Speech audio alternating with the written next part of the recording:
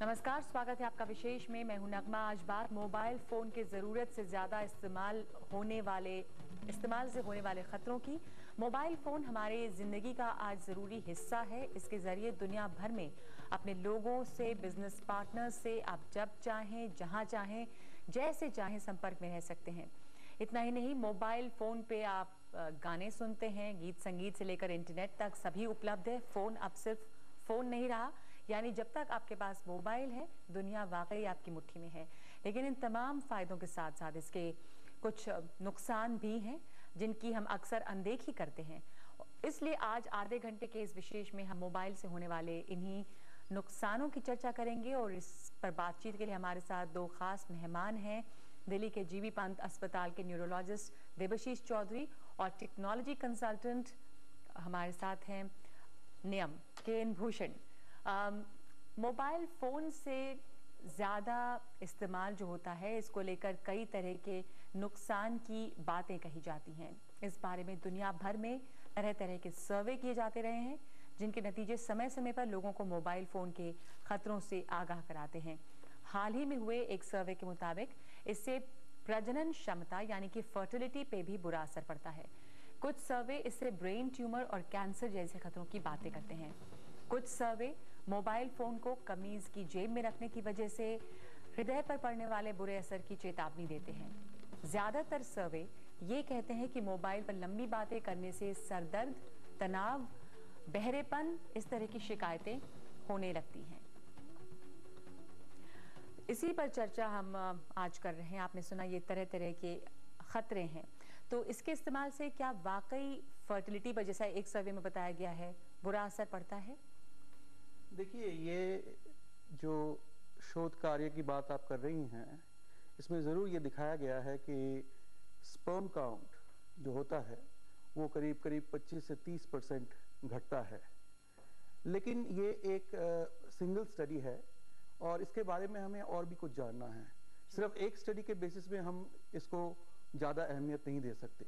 लेकिन ज़रूर ये बात माननी पड़ेगी कि ये एक खतरे की घंटी है, हमें इसके बारे में चौकन्ना रहना चाहिए।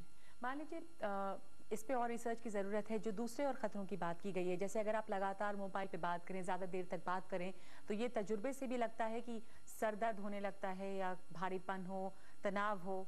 इसमें कहाँ तक सच्चाई है? जी बिल्कुल।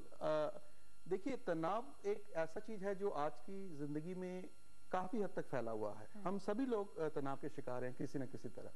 जी। अब अगर मोबाइल फोन की ज्यादा इस्तेमाल की जाती है तो उससे सिरदर्द, तनाव, इरिटेशन, ये सारे प्रक्रियाएं शुरू हो जाती हैं और दिमाग में एक ऐसा अस्थिरता पैदा होने की संभावना होती है जो बाद में जाके दिमाग को असंतुलित कर सकती है। जी।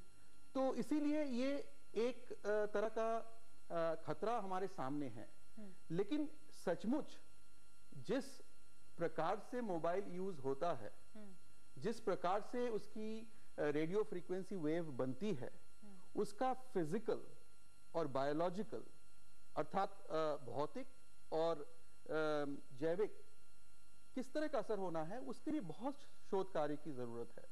नियम, अब ये जो चर्चा होती है अक्सर, आज दिन कहीं ना कोई खबर है, कहीं छोटा सा रिसर्च की एक स्टडी में बताया गया होता यह है कि लोग घबरा जाते हैं, खतरे की घंटी लगती है। कई दफ़ा लोग बिल्कुल उसको सच मान के फॉलो करने लगते हैं कि आपने मोबाइल इस्तेमाल किया नहीं कि आपको कोई हार्ट प्रॉब्लम हो जाएगी। आप रखते हैं अपने शर्ट की पॉकेट में अगर मोबाइल। इन सब चीज़ों से परेशानी लगती है। आप एक टेक्नोलॉजी कंसल्टेंट हैं, इसको साइंटिफिकली एक्सप्लेन करें, वाकई की रेडिएशन से इस तरह की प्रॉब्लम होती है? क्या होता है इसमें? देखिए, सबसे पहली बात तो समझने वाली ये है कि टेक्नोलॉजी और हेल्थ दो अलग अलग चीज़ें हैं।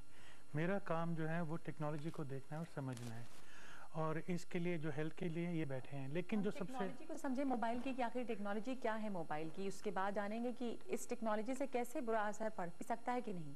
अच्छा, मेरे को जो सबसे आश्चर्य की बात ये लगती है कि मैं आज जैसे आम इंसान हो वो जानना चाहे कि कौन कौन सी बीमारियां हो सकती हैं, क्या क्या तकलीफ़ें हैं, क्या क्या खतरनाक चीज़ें हैं, तो मैं ढूंढने निकला तो विकिपीडिया पे अगर आप जाएं तो कम से कम 16 खतरनाक बीमारियां और तकलीफ़ें लिखी गई हैं।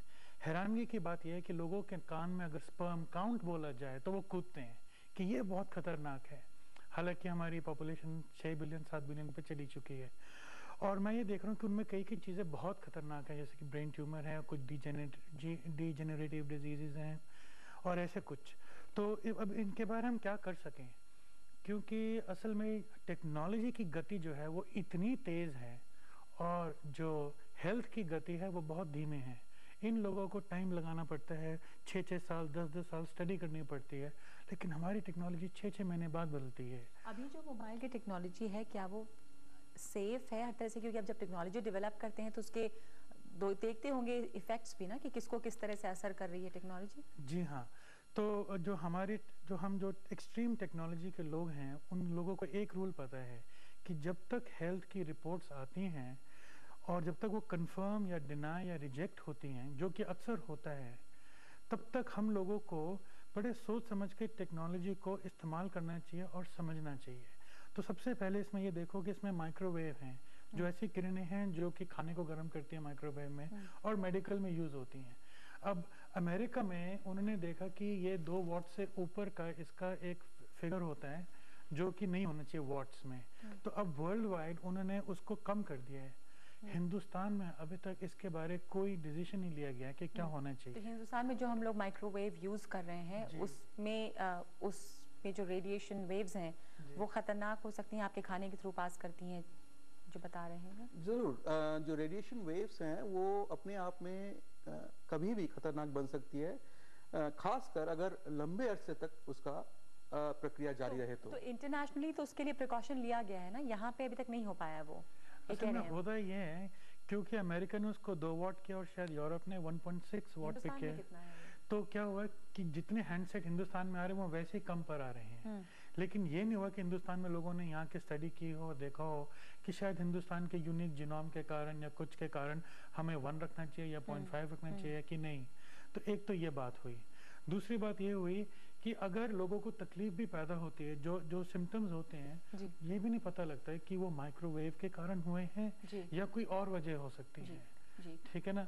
तो ये चीज़ें जब तक नहीं निश्चित हो पाती तब तक हमें खुद समझना चाहिए। और हम टेक्नोलॉजी वाले एक बात समझते हैं कि हम यंत्र के बारे ज्ञान ढूंढना निकल जाते हैं, लेकिन अपने शरीर के बारे जानना नहीं चाहते। आप कह रहे हैं कि टेक्नोलॉजी जितनी तेजी से बढ़ रही है उतनी हेल्थ के लिए जो सर्वेज होनी चाहिए वो नहीं हो पा रही हैं। जब तक नई टेक्नोलॉजी आ जाती है हम पहले वाले पर ही रिसर्च कर रहे होते हैं। जी। अभी मोबाइल के जो नुकसान है मोबाइल के ज़्यादा इस्तेमाल से, उस पर चर्चा कर रहे हैं। तो एक और रिसर्च के बारे में जान लें पहले। एक रिसर्च यहाँ तक कहता है कि मोबाइल फ़ोन धूम्रपान और एस्बेस्टस से ज़्यादा खतरनाक है। ये रिसर्च अमेरिका के सैन फ्रांसिस्को में रहने वाले एक भारतीय मूल के वैज्ञानिक डॉक्टर विनीत खुराना ने किया है। इस शोध के मुताबिक लगातार 10 साल तक मोबाइल फ़ोन के नियमित इस्तेमाल करने वाले व्यक्ति के लिए ब्रेन कैंसर का खतरा दुगना हो जाता है। इससे निकलने वाली रेडिएशन की वजह से ब्रेन ट्यूमर तक हो सकता है, जो कि एक जानलेवा बीमारी है। ये सब जानते हैं कि जानलेवा बीमारी है ब्रेन ट्यूमर। 10 साल तक नियमित इस्तेमाल करें तो नियमित इस्तेमाल का क्या? नियमित तो हम सब लोग हर दिन मोबाइल इस्तेमाल करते हैं, एक्सेसिव किसको मानेंगे? अभी तक ऐसा हेल्थ पॉइंट ऑफ व्यू से, हेल्थ के दृष्टिकोण से ऐसा कोई निर्धारित सीमा रेखा नहीं बनी है।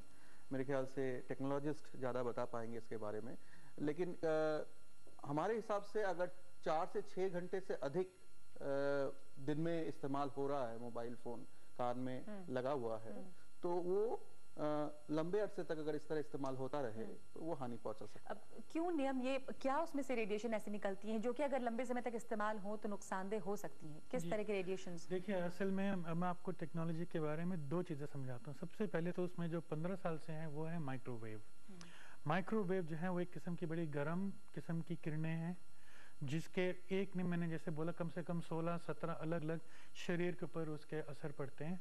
लेकिन जो दूसरी चीज़ अब शुरू हुई है जो कि अलग है बट वो भी रेडियो वेव है, वो है वाईफाई। और अभी इसी कुछ ही महीने पहले मैंने एक खबर पढ़ी जो मैं पढ़कर एकदम हैरान हो गया कि कुछ लोग कहते हैं कि वाईफाई भी आपके सेहत के लिए नुकसानदायक हो सकती है। तो अब अगर इसमें ये दो टेक्नोलॉजीज तो हैं ही जो हम जानते हैं मोबाइल में, जो कि तंग कर सकती हैं। तीसरा जैसे